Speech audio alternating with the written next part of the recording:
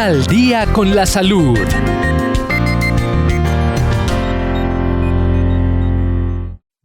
Hola, ¿qué tal amigos? Bienvenidos a este programa de Al día con la salud. Hoy tenemos nuevamente a nuestra doctora Esther Lucía Guerra Serna. Ella es médica y cirujana de la Universidad de Antioquia. Tiene una especialización en docencia y actualmente es docente de nuestra querida Corporación Universitaria Adventista. Doc, muchas gracias por aceptar la invitación, por estar aquí con nosotros. Qué bueno tenerla nuevamente en este espacio. Muchísimas gracias, Caroline. Estar acá es un placer para mí y más para tratar temas tan importantes como el que vamos a tener hoy. Espero que lo podamos aprovechar bastante. Así es, Doc. Hoy vamos a hablar de un tema que todos hemos pasado por ese momento o por esa situación de salud en donde hemos tenido que acudir a un servicio de urgencias y muchas veces, digamos que a veces la experiencia no es tan buena o a veces es muy favorable o dependen de muchas circunstancias. Entonces, empecemos hablando de un poquito el servicio de urgencias, en qué consiste, cómo funciona, qué se hace actualmente aquí en Colombia. Y para eso, pues obviamente la pregunta principal, no sé, yo creo que todos hemos escuchado la palabra triaje hospitalario. Usted llega al servicio de urgencia y le dicen, espere un momento a que lo llamen y le van a hacer como un cuestionario. Pero explíquenos usted, Doc, ¿qué es eso de triaje hospitalario? Sí, el triaje hospitalario es una palabra que tiene un origen francés que usted la puede encontrar, bien sea escrito con J o con G, si se busca en el diccionario, y es simplemente una clasificación de los pacientes, una selección de personas. Triaje es seleccionar, es clasificar, y es lo que justamente se hace en el servicio de urgencias, porque ya verás que allí las diferentes personas que llegan para poder optimizar el servicio deben mirar qué gravedad tienen para poder darles una atención. Es distinto como cuando uno pide una cita en consulta general, que ya sabe su hora de atención y las cosas específicas que tiene, lo atenderá en una hora específica, pero en triaje no, y en urgencias no sabemos específicamente pues qué va a suceder. Por lo tanto, triaje ayuda a clasificar, a estar organizando a aquellos pacientes que están para poderles dar prioridad a las personas que están más graves y así disminuir la morbilidad. ¿Cuál es la historia o por qué o de dónde surgió que se organizara o se hiciera de esa forma en el servicio de urgencias? Mira, eso es algo muy particular. Empezó justamente con cosas que siempre vienen desde la adversidad. Empezó en la guerra. En la Segunda Guerra Mundial comenzó cuando ya las personas estaban muriendo en el campo de batalla y ya fue algo muy militar, donde ellos empezaron a sacar a sus heridos y empezaron a hacer una serie de atenciones que inicialmente eran allí mismo en el campo de batalla. Los mismos cirujanos llegaban, sacaban a los pacientes, los ubicaban en los lugares y era para tratar de salvarle la vida. Este es un triaje que inicialmente fue de manera prehospitalaria porque se hizo en la guerra para poder salvar a la gran cantidad de personas que estaban heridas. Luego de allí las estabilizaban, clasificaban los que podían salvarse más y ya daban pues como la opción de tener, mientras más personas salvaran pues mucho mejor. Luego ya se vino a presentar el triaje dentro de los hospitales y se llevó de guerra a hospitales haciendo ya una selección de acuerdo a la gravedad que tenían estas personas que estuvieran allí. ¿Con qué fin? Con el fin de que las personas más graves pudieran ser atendidos y poderlos salvar. De pronto muy distinto a como estaba en la guerra, porque en la guerra sí había mucha gran cantidad de lesionados, como es la atención prehospitalaria. Cuando es gran cantidad de personas que necesitan atención, pues la idea es salvar a muchos más y no pueden quedarse con los más graves, sino con los que más se puedan salvar. En la atención prehospitalaria es este sistema cuando hay gran cantidad de lesionados, pero cuando es atención en hospitales es simplemente mirar, tratar de salvar al que está más grave, porque el otro podría estar esperando. Entonces de ahí fue que surgió básicamente una cosa adversa que da una posibilidad de tener una mejor atención para las personas y salvarlas. Qué bien. ¿Cómo se realiza el triaje hoy en día en los diferentes hospitales? Sí, el triaje tiene un proceso muy importante y muy bonito que muchas de las personas no conocen. Cuando usted llega al servicio de urgencias, está allí, lo recibe un portero, porque por lo general el portero le dice para dónde va. Entonces, pues porque solamente para urgencias, el que va para urgencias, el portero nunca hará el servicio de triaje y pues estaría mal visto que usted estuviera contándole a todo el mundo, pues lo porque voy. Claro. O si no, todo el mundo iría por gripa, porque no va a decir qué, no va a decir cosas más íntimas. Entonces, llega allí, el portero lo recibe, lo direcciona a la recepción. En la recepción se le van a tomar los datos, obvio, pues porque debe tener un sistema de control y esto acá amerita un sostenimiento y algo financiero. Luego de esto, a nadie se le devuelve desde la recepción porque todas las personas pueden ir, cualquier persona puede ir allá y tiene derecho a que le hagan el triaje.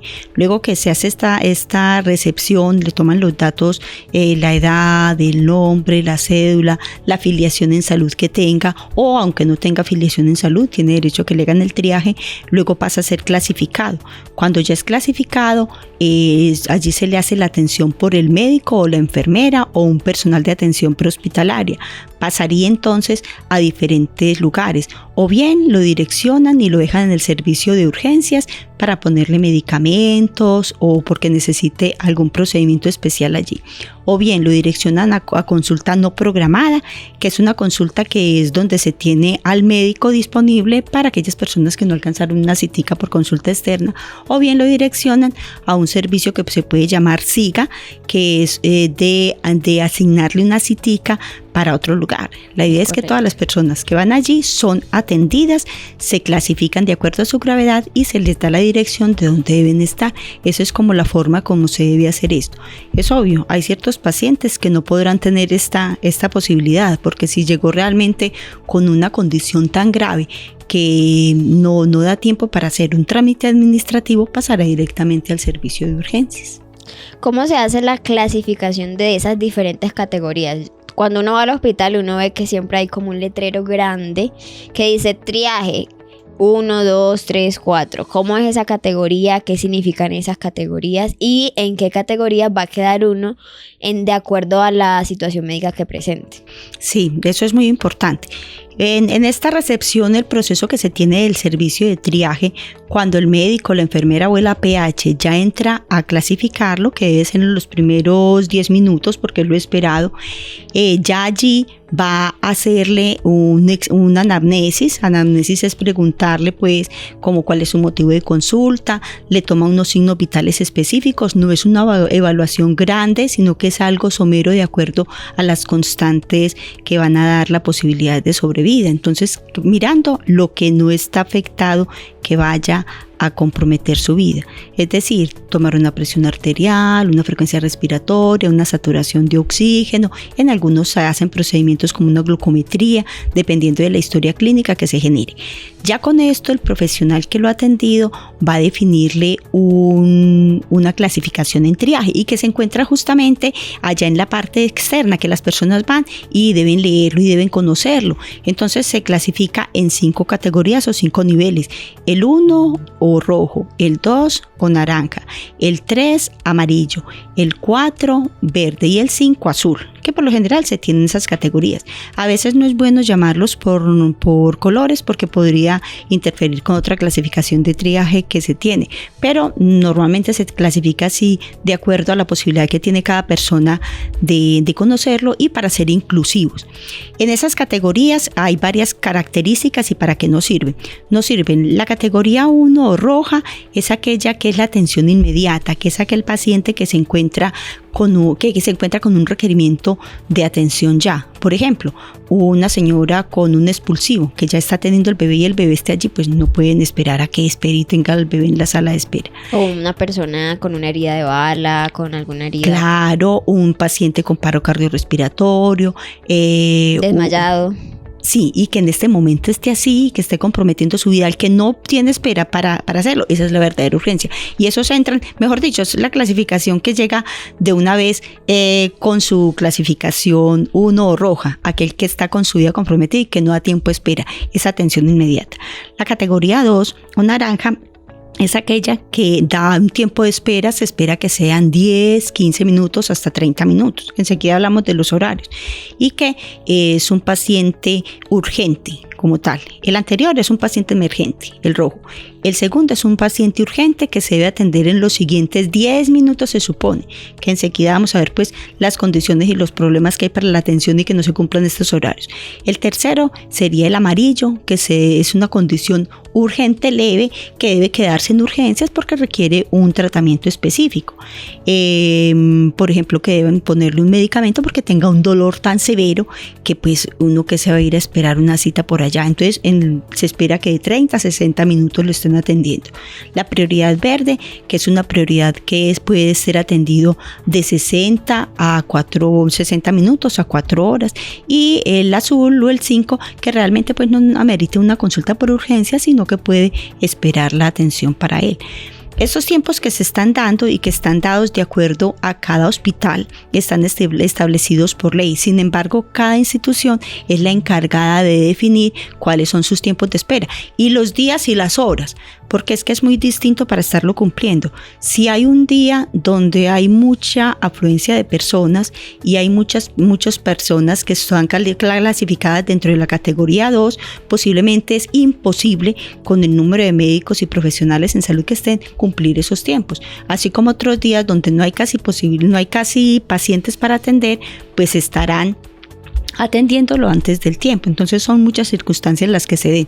También la disponibilidad de recursos que tenga el hospital, saber que los hospitales son de diferentes niveles de complejidad.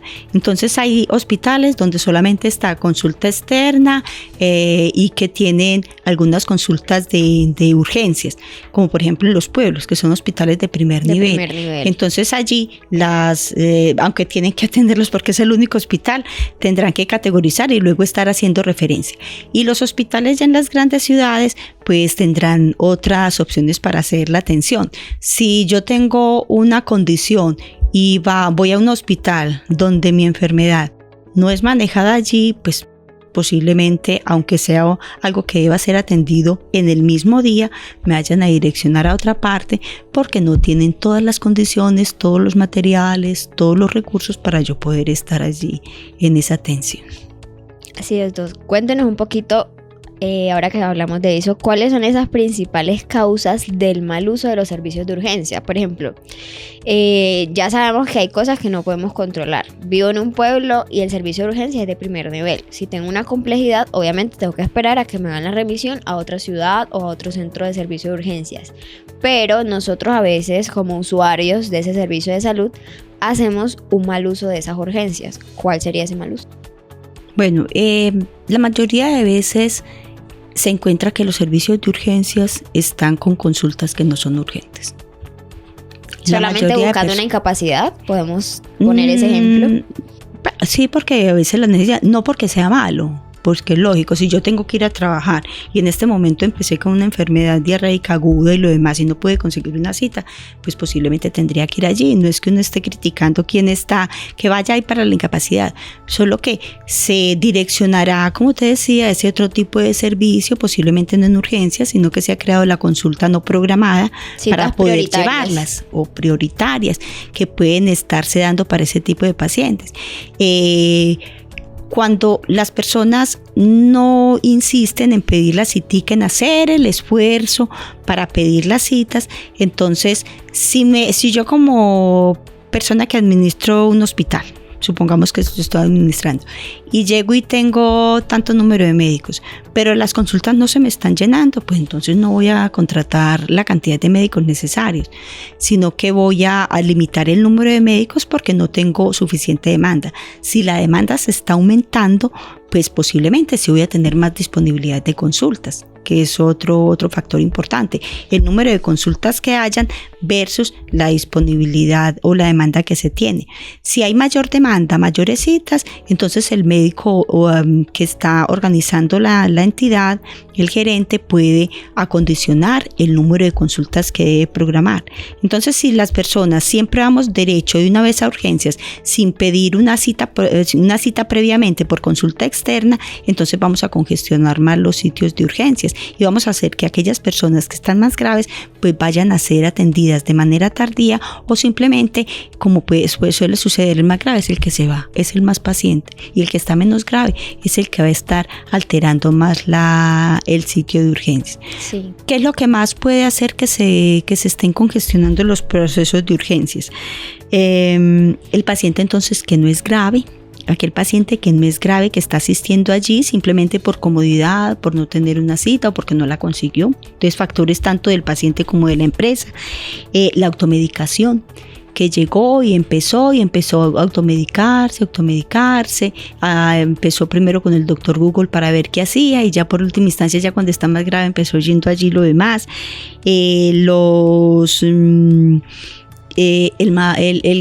La falta de conocimiento de triaje, de cómo funciona el servicio de triaje, también hace que las personas consulten de manera inadecuada, ¿cierto? O no conocer las principales enfermedades que pueden a uno comprometerle la vida. Uno debe conocer cuándo debería consultar, cuáles son los signos de peligro. No es que cada vez que tenga unos moquitos me siento como maluco, entonces mejor me voy a ir para allá. Y después sale de pronto diciendo, no, yo para qué fui allá, si solamente me mandaron esto, me lo hubiera tomado, lo recetaron por la televisión. Sí, entonces, de hecho pasa algo distinto. importante. Yo que trabajo con la población infantil, nosotros capacitamos a las familias y le decimos lo que llamamos prácticas IEPI, que son esas atenciones principales que se les da a la primera infancia. Y una de las prácticas es en qué momento debo asistir a los servicios de urgencia y cuáles son esos signos de peligro. Entonces, el niño no quiere comer, está letárgico, inconsciente, muchos signos que la mayoría de padres debería conocer para poder decir, bueno, vamos a ir al servicio de urgencias porque estos signos son preocupantes. También dice cómo tratar al niño enfermo en el hogar. Entonces, digamos que desde la infancia se van preparando los papás, las familias, tener ese conocimiento que me hace yo no ir a un servicio de urgencia cuando de pronto no lo necesite, cuando puedo darle un manejo interno o en casa. Claro, es que ahí está lo importante, que muchas veces, primero, no asistimos a muchos programas de prevención que se presentan en las instituciones. El programa de salud infantil es un programa importante donde los padres reciben, además de mirar cómo está creciendo y las recomendaciones con respecto a un buen seguimiento de la salud de los niños, también les dan recomendaciones para vigilar esos signos de alarma y para poder hacer tratamientos en el hogar.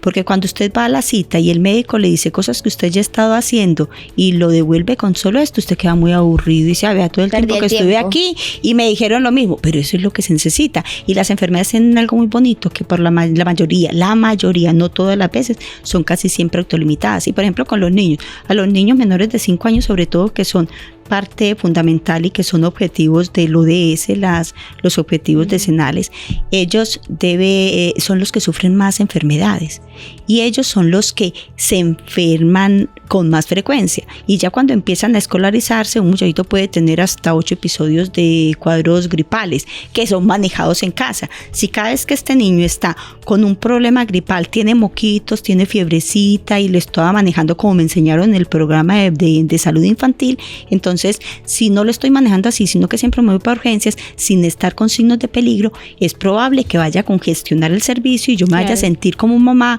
como tía o como acompañante del bebé muy incómoda, porque eso era lo que estaba haciendo y lo demás, pero era lo que realmente necesitaba. Entonces es mirar muy bien, reconocer cuáles son esos signos de peligro que están para poder asistir realmente en ese momento en que se debe ir.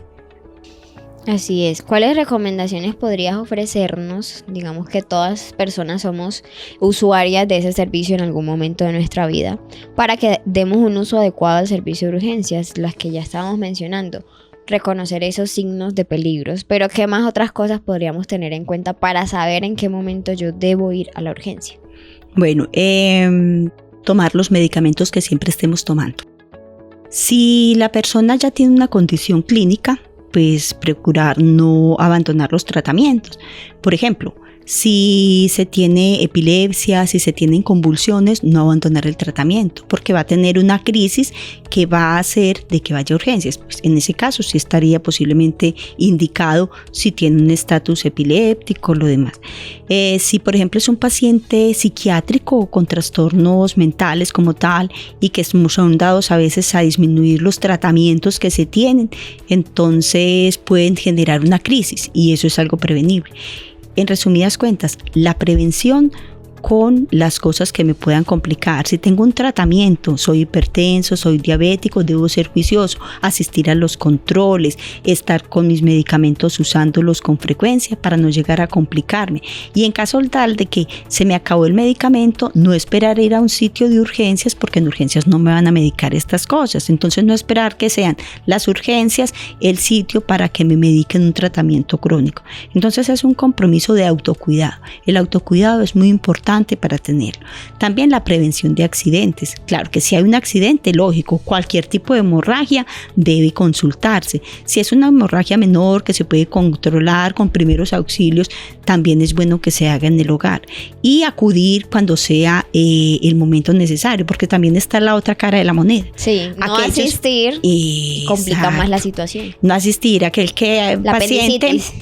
con un dolorcito abdominal y dice, no, siempre está, y fiebrecita y lo demás, y no consultó, puede presentarse. O el que tiene un dolorcito en el pecho y no, es que yo estoy bien, casi siempre me da, que eso, no consultar. Entonces, siempre, el tener un médico de cabecera, el estar yendo a los controles y reconocer cuáles son esos signos de alarma le va a ayudar a poder ir en el momento adecuado para poder prevenir una complicación y un momento desagradable que se pueda tener. Doc, hay algo que también pasa. Uno conoce casos, por ejemplo, una persona va al servicio de urgencias y le dicen tienes que decir que te duele, que estás muy mal para que te atiendan rápido. Y ahorita hablábamos que ese triaje precisamente es para esa clasificación de los signos vitales. Aquellos que están más graves se atienden de primero y aquellos que no están tan graves pueden esperar un poco más. ¿Qué efecto o qué impacto puede tener esa situación o de pronto decir o exagerar en una situación médica donde se está haciendo un triaje? Pues uno de los derechos y uno de los deberes, un derecho que tienen los pacientes es que se les atiende y se les haga triaje. Y uno de los deberes que tienen los pacientes es decir la verdad. Claro. Primero, decir la verdad ante todo, ¿cierto? Porque uno como médico le cree pues al paciente como tal. Sin embargo, hay signos clínicos que van a ayudar mucho. Si yo tengo un dolor, el dolor va a manifestarse en mi cuerpo con signos clínicos específicos, como por ejemplo, aumento de la frecuencia respiratoria, posiciones que yo adopto en el momento de estar sentado, aumento de la presión arterial. Entonces hay cosas que van a hacer de que uno diga, bueno, sí será o no será este dolor y lo demás, ¿cierto? Porque sí hay personas que están así de esta manera. Entonces es muy importante decir ante todo la verdad para que no haya ningún problema. Y allí tú lo que decías, para que me atiendan o no me atiendan rápido, resulta de que muchas veces no somos tan queridos como con los demás, sino que estamos pensando en nuestro propio bienestar y no pensamos de que primero somos muchas personas, ¿cierto? Segundo, que hay personas que pueden necesitar que se les atienda más rápido que a mí. Entonces uno siempre está queriendo de que y calificando bien o mal a una institución o a un servicio porque se demoraron para atenderme o no, pero no está pensando en la situación. Primero, los profesionales pueden tener sus condiciones también, somos seres humanos. Claro. Puede tener una condición difícil y ese día, como dicen, bueno, este día estoy un poquito más mochito de lo que está, ahí me perdonan pues como la expresión, a veces puede no rendir mucho, puede tener problemas y lo demás, porque también lo pueden tener cualquier personal que te está atendiendo porque es un ser humano. Y la persona que está allí, algunas requerirán un poquito más de tiempo para su atención, otros menos tiempo para la atención. Y de ahí mismo surge la inquietud que muchas veces muchas personas tienen y que les incomoda. Bueno, es que este que llegue último, ¿por qué lo clasificaron antes y cómo se veía de bien? Hay una condición, por ejemplo, toda mujer o hombre, cualquier, como se quiera llamar, que presente menos de 72 horas y haya sido víctima, por ejemplo, de un abuso, un asalto sexual, está clasificado como prioridad 1 por la gravedad de su estado emocional y todo lo demás. Y puede que aparentemente se vea muy bien, pero usted no sabe en esa confidencialidad que hay dentro de la consulta cómo puede estar. Hay mujeres que pueden estar, o hombres o cualquier, con un sangrado que puede no ser evidente. Claro. Y que aparentemente en ese momento está bien y que pueda tener una condición en su toma de signos vitales que haga que tenga que estar allí, ¿cierto? Entonces es sobre todo entender. Y una recomendación, como me preguntabas, ¿cuál puede ser? Es la paciencia. no solo fuera de conocer los signos y síntomas, sino también de aprender a conocer qué es el triaje, que es clasificar a aquel que está más grave para que no vaya a morirse de manera prematura y que se le pueda hacer algo, es también tener la paciencia para saber de que hay personas que así hayan llegado después de mí, puede que sean atendidas primero, así yo no esté evidenciando algo pues como físico, no es porque el que llegó allá haciendo el escándalo ni lo demás, no. No, hay algo que pasa mucho, por ejemplo, hace muchos años yo tuve que asistir a urgencias, uno siempre dice, no, yo no quiero, esa es como la última opción, pero cuando ya uno dice, bueno, ya es necesario, uno tiene que mentalizarse, saber para dónde va. Allá hace frío, intento llevar ropa que me sienta bien, porque claro, obviamente eso agrava de pronto los síntomas o el malestar que uno esté sintiendo. Y tener como la disposición, tengo que esperar, tengo que estar tranquila, tengo que tener paciencia, obviamente teniendo en cuenta los síntomas que uno esté presentando. La última vez que asistí aquí en Medellín a un servicio de urgencias estaba supremamente lleno, o sea, había gente de pie, o sea, era muy lleno, pero para mi sorpresa, el triaje fue súper rápido y la atención fue súper rápido. ¿Cómo hicieron? No sé. ¿Por qué estaba tan lleno? Tampoco sé. Pero todas las personas que estaban ahí las estaban atendiendo. Digamos que ahí también va lo que tú mencionabas, dependiendo de la EPS, cuántos profesionales tienen, cómo los atienden y cómo es el manejo que ellos mismos le den. Pero uno como paciente, lo que tú mencionabas, derechos y deberes. Yo conozco mis derechos, me tienen que atender, pero también tengo unos deberes, tener paciencia, esperar, saber en qué condiciones debo asistir o por cuáles indicaciones médicas o signos de alarma yo debería asistir. Sí, y eso de que me tienen que atender es en el servicio de triaje. Todos tenemos derechos a un triaje. Exacto. Así usted no pertenezca a esa entidad, usted tiene derecho a que lo clasifiquen, ¿cierto? Le clasifiquen y que le den la orientación y preferiblemente salga con una orientación o una cita según el SIGA, que es un sistema de atención de consultas que internamente se hacen las entidades. Entonces es el derecho que usted tiene, pero es su deber también asistir con una verdadera urgencia en el lugar donde debe estar. Por eso la información que tengan las personas sobre cuándo asistir deben tenerla muy clara. ¿Para qué? Para que seamos solidarios, que no le quitemos el espacio a alguien y que de pronto en cualquier momento puede ser yo, puede ser usted, puede ser un familiar que a uno le duele tanto y que la demora ya ha sido retrasada porque estuvieron tratando a una persona que estaba menos grave, desocupando al personal de la salud y enseguida el que estaba ya con una atención inmediata pudo no haberla requerido porque no tenían esa disponibilidad en ese momento. Como muchos decían, entonces uno va a urgencias cuando se está muriendo. Pues sí. Urgencia, porque para lo otro hay otros servicios. Claro. Hay otros servicios. Entonces, en urgencias, ¿quién debería estar? Aquel paciente que es emergente porque tuvo un accidente, porque tiene una condición que ya lo tienen que atender porque está desestabilizado y si no lo atienden va a perder su vida o va a perder una función y va a quedar con una discapacidad por siempre. Aquel paciente que tiene una condición psicológica que también se puede estar teniendo muy importante allí. Y postergar todo aquello que me pueda dar espera. Entonces, antes de ir a un servicio de urgencias, quiero preguntarme, bueno, realmente, ¿cómo me estoy sintiendo? Tengo la opción de ir a otro lugar, puedo pedir una cita, ¿cierto? Teniendo pues la connotación de que no nos vamos a quedar de veras con cosas graves en la casa, porque también está mal recomendado así.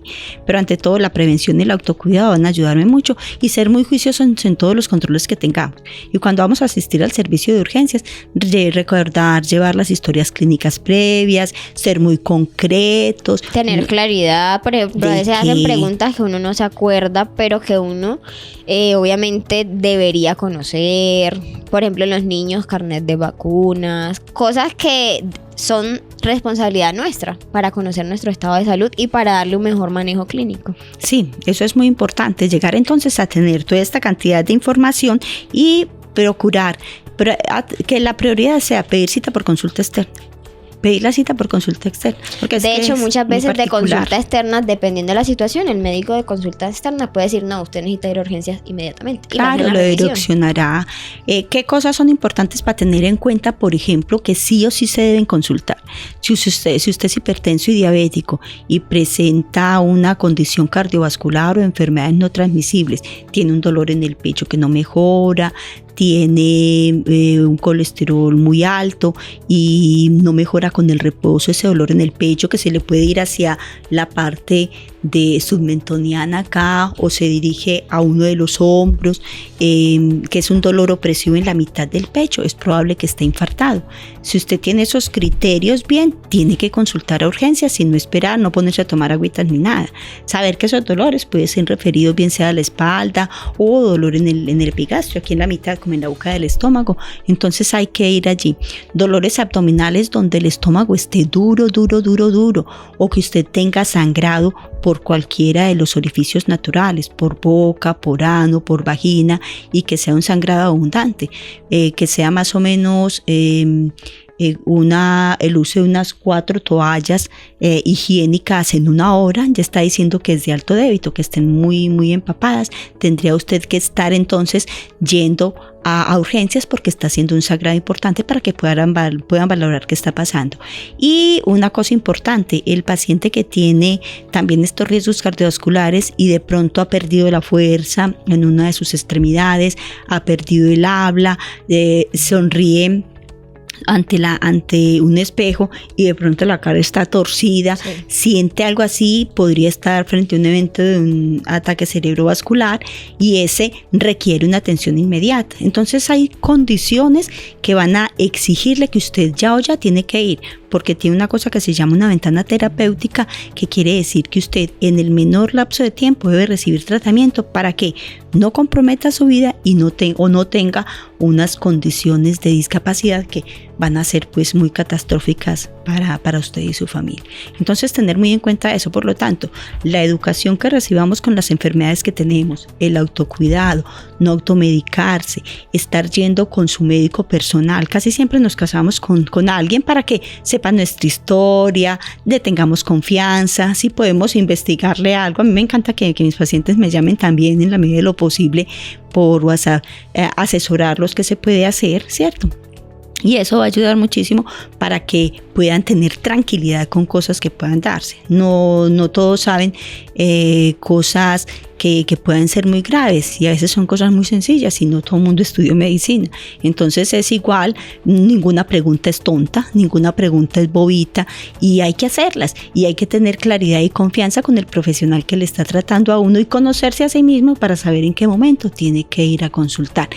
No congestionar esos servicios de urgencias, hacer de tal manera que ellos puedan estar disponibles para aquellas personas que realmente lo requieran y que si yo en algún momento, diciendo yo me refiero a cualquiera de ustedes, necesita ir allí, le gustaría que si tiene una condición grave, pues lo atienda. Así es. Tener en cuenta también de que hay un servicio de triaje y también hay servicios de pretriaje donde hay muchas personas y a veces profesionales tanto de enfermería como de atención prehospitalaria pueden estar tomando los signos vitales de manera constante porque las personas podemos cambiar. El momento cero puede ser cualquier momento donde usted empezó a tener una enfermedad o se empezó a agravar. Entonces es tenerlo muy en cuenta, sí. Muchas gracias, Doc. Hemos llegado al final de este programa, pero nos alegra recibir toda esa información que es de conocimiento para nosotros. Todas estas recomendaciones debemos de interiorizarlas para saber en qué momento usarlas, en qué momento actuar. Ya sabemos cómo funcionan los servicios de urgencias, en qué momento acudir. Entonces, Doc, muchísimas gracias por habernos acompañado en este espacio. Esperamos seguir compartiendo con usted y que nos aporte de todos sus conocimientos. No, ha sido un placer y espero que todas las personas que reciban esta información les sea de utilidad. Recordar ese autocuidado, el saber que la responsabilidad está en cada uno. Así es. Que no la podemos delegar en nadie más. Así es, nos vemos en otro episodio de Al Día con la Salud. Al Día con la Salud.